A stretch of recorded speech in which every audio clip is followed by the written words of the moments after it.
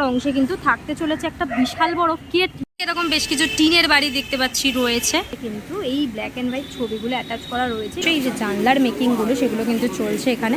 প্রচলিত কথা যে আমরাও ছোটবেলা থেকে দুটোকে তিনটে করে দিই।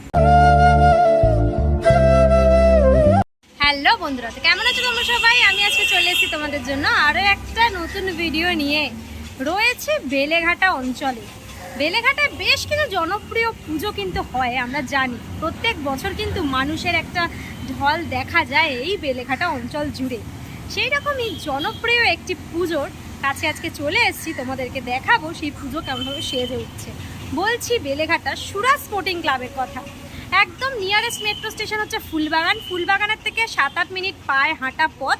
আর যদি তোমরা বাস রুটে আসতে চাইছো তাহলে কিন্তু বেলেঘাটা সিআইটি মোড়ের কাছে নামতে পারো। সিআইটি মোড় থেকেও 3-4 মিনিটের হাঁটা পথ, খুব ইজিভাবে এরমভাবে চলে আসতে পারো তোমরা সুরাজ স্পোর্টিং ক্লাবে। একদম পুরো মেন রোডের ওপরেই হয় সুরাজ স্পোর্টিং ক্লাবের পুজো। এখন বেলেঘাটা মেন রোডের উপরেই রয়েছি। এই আমার ডান হাতে গেলে হচ্ছে সিআইটি মোড়, আমার বাঁ দিকে একটুখানি এগালে হচ্ছে এইদিকে তোমার ফুলবাগান মেট্রো স্টেশন। একদম সেই রোডের ওপরেই দাঁড়িয়ে রয়েছি। আর এটা রয়েছে অবিনাশ চন্দ্র ব্যানার্জি লেন। ঠিক এই লেনের ওপরে পুজোটা হয়, একদমই রাস্তার ওপরেরই পুজো বলা চলে। রাস্তার ওপর থেকেই প্যান্ডেল দেখা যায়। সামনেই ঠিক ব্যানারটা রয়েছে, একটু যদি তোমাদেরকে দেখাই দেখতে পাবে লেখা রয়েছে দুটোকে তিনটে। সৃজনে রয়েছে অভিজিৎ নন্দী, প্রতিমায় রয়েছে পরিমল পাল। চলো এইবারে যাব প্যান্ডেলের সামনে। যদিও প্যান্ডেলটা বাইরে থেকে পুরোটাই ঘিরে দেওয়া রয়েছে, ভেতরে নিয়ে যাব তোমাদেরকে, ভেতরে নিয়ে গিয়ে দেখাবো। এই হচ্ছে প্রাঙ্গণ। দেখতে পাচ্ছ বাঁশের স্ট্রাকচারের উপর কিন্তু থিমের পার্টগুলো অলরেডি ইনস্টলেশন শুরু হয়ে গেছে। সামনে কিন্তু প্লাইয়েরও বেশ কিছু অংশ দেখতে পাচ্ছি, যদিও সেগুলো বৃষ্টিতে যাতে না ক্ষতিগ্রস্ত হয় সেই জন্য কিন্তু বিষয়টাকে ঢাকা দেওয়া রয়েছে। এই দিকে যদি একটুখানি দেখায়, এই দিকে কিন্তু বেশ কিছু অংশে আমি টিনের কাজ দেখতে পাচ্ছি। সব চালের মতন কিছু অংশ দেখতে পাচ্ছি, যেমন বাড়ির চাল হয় সেরকম অংশ কিন্তু বেশ কিছু দেখতে পাচ্ছি রয়েছে। যদি এই দিকটা একটুখানি আসি তাহলে কিন্তু তোমরা দেখতে পাবে এখানে একটা এরকম ছোট্ট দোকানের মতন অংশ করা রয়েছে। দেখো, আশা করি তোমরা দেখতে পাচ্ছ এখানে কিন্তু একটা এরকম ছোট্ট দোকানের মতন অংশ করা হয়েছে, যার চালটাও কিন্তু দেওয়া রয়েছে। এই প্লাস্টিকটা না থাকলে আরও ভালো করে তোমাদেরকে বোঝাতে পারতাম, বাট চলো ধীরে ধীরে একটুখানি ভেতরের দিকে যাই। ভেতরে কিন্তু অলরেডি কাজ এগিয়ে চলেছে।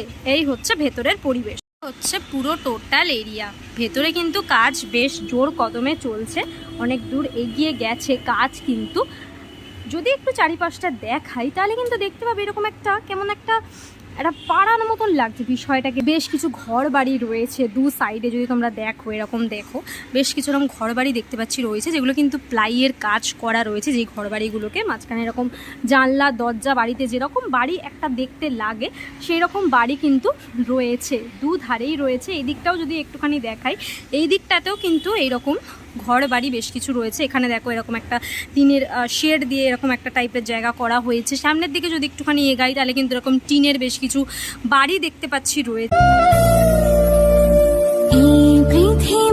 এই বাড়িগুলো রয়েছে, বাড়ির যথাযথ সিঁড়ি, রক, এই যে এগুলো করা হয়েছে। এই দিকটা যদি একটুখানি দেখায়, যদি এটা ঢাকা দেওয়া রয়েছে, এখানটায় কিন্তু এরকম শ্যাটার রয়েছে, মানে যেরকম দোকানের শ্যাটার থাকে সেরকম দোকানের শ্যাটার করা হয়েছে। মানে একটা পাড়াতে যেরকম দোকান থাকে সেরকম দোকান করা হয়েছে। এরকম বেশ কিছু টিনের বাড়ি দেখতে পাচ্ছি রয়েছে, ছোট ছোট এরকম বাড়ির মতন করে অংশগুলো করা হয়েছে, যার জানলাগুলোও কিন্তু দেখতে পাচ্ছি সেই পুরনো কলকাতার মতন লাগছে জায়গাগুলোকে দেখে। একদম সেই নর্থ কলকাতার যেরকম গলি টাইপের হয় সেরকম একটা ফিল কিন্তু দিচ্ছে চারিপাশটা।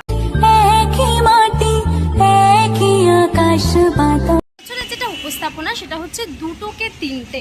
একটু তোমাদেরকে বিষয়টা নিয়ে বলি।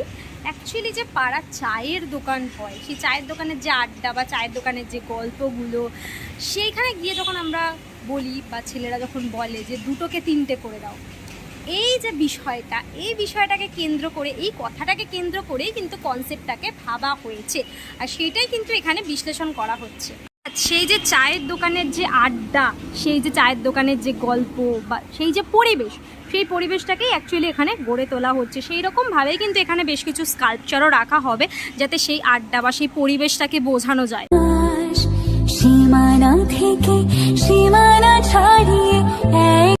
এই বাড়িগুলোর সাথে কিন্তু এখানে বেশ কয়েকটা চায়ের দোকানও দেখানো হবে, কারণ যেহেতু আমরা সেই আসরটাকে, সেই আড্ডাটাকেই এখানে অনুভব করতে চলেছি। সেই জন্য কিন্তু এখানে বেশ কয়েকটা চায়ের দোকানও থাকবে, যাতে আমরা সেই ফিলটা পাই।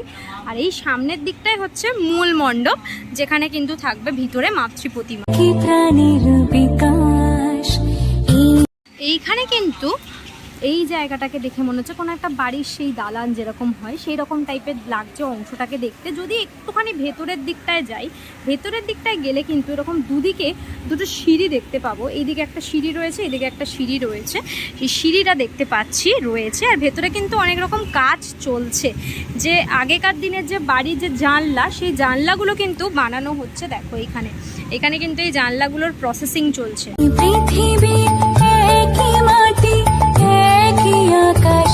সুরা স্পোর্টিং ক্লাবের এবছরের ভাবনা দুটোকে তিনটে।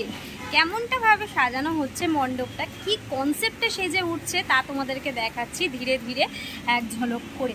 তোমরা কে কে সুরা স্পোর্টিং ক্লাবের পুজো প্রত্যেক বছর দেখো অবশ্যই আমায় কমেন্ট করে জানিও। যদিও এই বেলেঘাটা এরিয়ার মধ্যে কিন্তু বেশ জনপ্রিয় এই পুজোটা।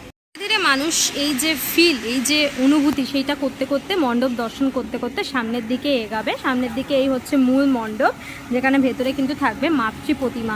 এবার যদি তোমাদেরকে একটুখানি ওপরে উঠে দেখাই সামনের বিষয়গুলো, দেখাচ্ছিলাম নিচ থেকে, এই যে এই কাজগুলো কিন্তু এখানে চলছে দেখতে পাচ্ছ। এই যে জানলার মেকিংগুলো সেগুলো কিন্তু চলছে এখানে। ব্যাকগ্রাউন্ডটা দেখাই, এই অংশে কিন্তু থাকবে মাতৃ প্রতিমা। ব্যাকগ্রাউন্ডে যদি তোমাদের দেখায় তাহলে কিন্তু এগুলো রয়েছে দড়ি। এই দড়িগুলোর মাঝখানে মাঝখানে কিন্তু ব্ল্যাক অ্যান্ড হোয়াইট কিছু ছবি আমি দেখতে পাচ্ছি অ্যাটাচ করা রয়েছে। দেখো আশা করি তোমরা দেখতে পাচ্ছ ব্যাকগ্রাউন্ডে কিন্তু এই ব্ল্যাক অ্যান্ড হোয়াইট ছবিগুলো অ্যাটাচ করা রয়েছে। এগুলো কিন্তু ধীরে ধীরে অ্যাটাচ করা হবে। আর এগুলো কিন্তু মোটামুটি কলকাতা কেন্দ্রিক সব ছবিই রয়েছে।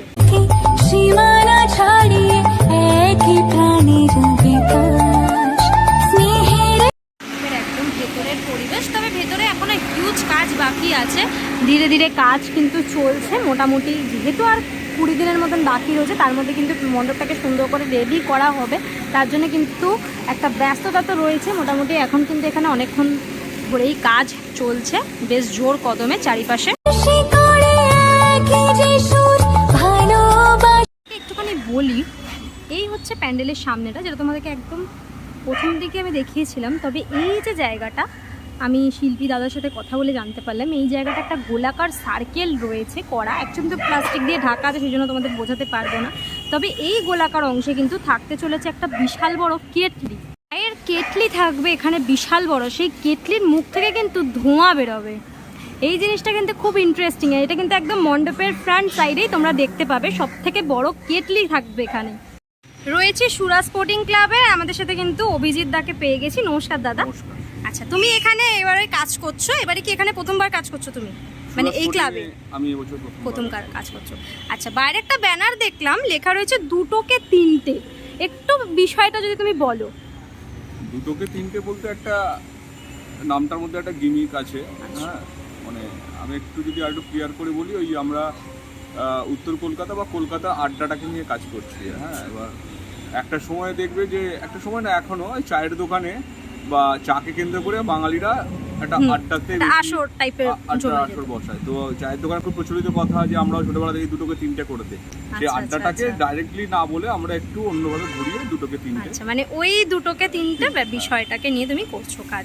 মোটামুটি এখানে কি ওই পরিবেশটা তৈরি করবে, মানে চেষ্টা করছি যেটা একটা নর্থ কলকাতার একটা গলির মতো, যেখানে কিছু দোকান থাকবে এবং চায়ের দোকানও থাকবে। সেখানে যে বা আড্ডা যে সমস্ত জায়গাগুলো ছিল পুরোনো বাড়ির রকগুলোতে বা চায়ের দোকান, সেই একটা পরিবেশ তৈরি করার এখানে চেষ্টা করছি। এখানে কি কিছু মানুষেরও স্কাল্পচার দেখতে পাবো? অবশ্যই, কারণ হচ্ছে না হলে তো এটা একটা জনপ্রাণহীন একটা শহর লাগবে। সেখানে যে মডেলগুলো চাইবে বা ফিগার চাইবে সেগুলো থাকবে। আচ্ছা, আর মোটামুটি কাজ তোমার এখন কেমন চলছে, এখানে কত দূর এগিয়েছে? কাজ অনেকটা এগিয়েছে, এখন অনেকটাই বাকি আছে। হ্যাঁ, সময়ের সাথে সাথে আরেকটু করে এগিয়ে মহলার মধ্যে আশা করি কমপ্লিট হয়ে যাবে আমাদের। আর এবছর মাতৃ প্রতিমা তো পরিমলদা করছেন। আচ্ছা, আর এবারে জানতে চাইবো যারা আগত দর্শনার্থী তাদের উদ্দেশ্যে তোমার তরফ থেকে কি বলতে চাইবে, এই যে পরিস্থিতি চলছে সেইটাকে মাথায় রেখে? দেখুন, এমন একটা প্রশ্ন যেটা হচ্ছে পুরো শহর কেন, শুধু রাজ্য বললেও কম বলা হবে, পুরো বিশ্ববাসীর কাছে মনটা কোথাও খারাপ। আমাদের এটা দুর্গাপুজো, আমরা কাজ করি, আমাদের ওপর নির্ভর করে আরও অনেক লোক আছে এবং অনেক অনেক সেক্টরে অনেক লোক ছড়িয়ে আছে। তাদের প্রত্যেকের একটা রুচির জায়গা, এবং বাঙালির শ্রেষ্ঠ উৎসব সেটা মাথায় থাকলেও কোথাও প্রত্যেকের মনটা কিন্তু আমাদের খারাপ, একটু মিয়ে আছে। কিন্তু কাজ যেহেতু এটা কর্ম, কোথাও একটা কথা আছে না যে কর্মই ধর্ম, তো কাজ তো করতেই হবে, সেই জন্য কাজ হচ্ছে, কিন্তু কোথাও প্রাণটা সেরকমভাবে নেই আর কি, উৎসবের প্রাণটা নেই এখনো পর্যন্ত। অনেক ধন্যবাদ দাদা, পুজোর অনেক আগাম শুভেচ্ছা তো এই তোমাকে। ক্ষেত্রে আমিও বলে রাখি, মানে অন্যান্যদের মতো হয়তো এই রাস্তার মিটিং মিছিলে আমি যেতে পারছি না, কিন্তু আমাদেরও একটাই বক্তব্য, জাস্টিস ফর আরজি কর, মানে এটা নিয়েই আমাদেরও একই স্লোগান। আমরাও সহমত আছি। একদম একদম। অনেক ধন্যবাদ। Thank you. দুটোকে তিনটে কেমনভাবে সেজে উঠছে সব ভাবনাটাই তোমাদেরকে দেখালাম। আর শিল্পী পরিমল পালের প্রতিমা কিন্তু সেজে উঠবে এই মণ্ডপে। শিল্পী পরিমল পালের ঠাকুর কিন্তু থাকবে মণ্ডপে, আর মণ্ডপটা তো এত সুন্দর করে সাজানোই হচ্ছে। এইবার শুধু দেখার অপেক্ষা, দিন গোনার অপেক্ষা, কেমনটা লাগে পুরোটা কমপ্লিট হওয়ার পর। অবশ্যই তোমরা দেখতে এসো কিন্তু সুরা স্পোর্টিং ক্লাবের পুজো, আমি তো আসবোই। কেমন লাগলো তোমাদের প্রস্তুতির ভিডিওটা সেটাও কমেন্ট করে জানিও। আজকের জন্য এতটাই, দেখা হবে আবার নেক্সট ভিডিওতে। ততক্ষণের জন্য তোমার সেই ভালো থেকো, সেফ থেকো, বাই, টেক কেয়ার।